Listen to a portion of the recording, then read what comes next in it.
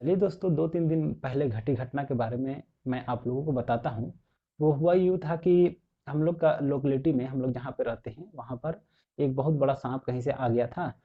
तो कुछ लोग मिल कर के उसको मार दिए और वहाँ भीड़ में जो लोग थे, वे बोल रहे थे कि इसका सिर को कुचल दीजिए बोल के। तो मैंने पूछा कि आखिर इसका सिर को कुचलने से क्या फ़ायदा है? क्या है कुचला जाए इसका सिर को?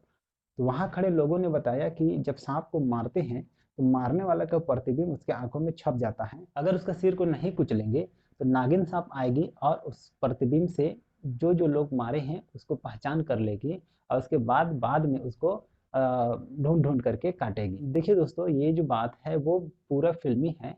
इस तरह से कभी भी दैनिक जीवन में नहीं होता है।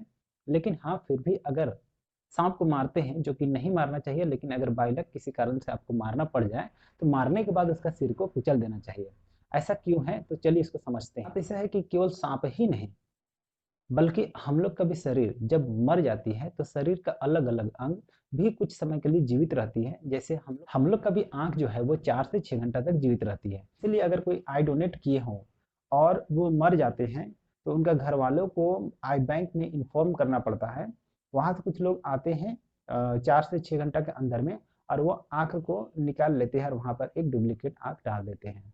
बस मेरा कहना ये है कि हम लोग का शरीर का भी अलग-अलग जो पार्ट है, वो हम लोग के मरने के बाद भी कुछ घंटों तक जिंदा रहती है। उसी तरह से जब साँप मरती है, तो साँप के मरने के बाद उसका जो ब्रेन है, वो भी कुछ घंटों तक जीवित रहती है। ऐसा स्थिति में अगर साँप मर गया बोल कर के हम लोग वहाँ से पार हो रहे हैं या उसको छू रहे हैं, तो उसका ब्रेन तो अभी जीवित है। तो वो अपना सुरक्षा के लिए आप लोगों को डस लेगी, क्योंकि इसका भले ही इसका शरीर मर गया है लेकिन उसका ब्रेन जिंदा है। अब ब्रेन जैसे ही संकेत करेगा कि काटना है तो वो फट से आपको काट देगी। तो इसीलिए कभी भी अगर बाई लक किसी कारणवश आपको सांप को मारना पड़ जाए तो उसका शरीर को जरूर कुचल दीजिए। नहीं तो हो सकता है क्या कि मरने के बाद भी वो काट ले। तो उम्मीद करते हैं कि ये इन्फॉर्मेशन आप लोग को अच्छी लगी होगी।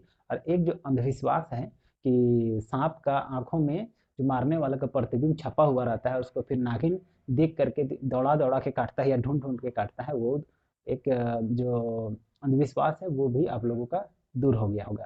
तो आज के लिए बस इतना ही। और वीडियो अगर अच्छी लगी हो तो वीडियो को लाइक कीजिएगा और चैनल में नए हैं तो चैनल को सब्सक्राइब कर लीजिएगा।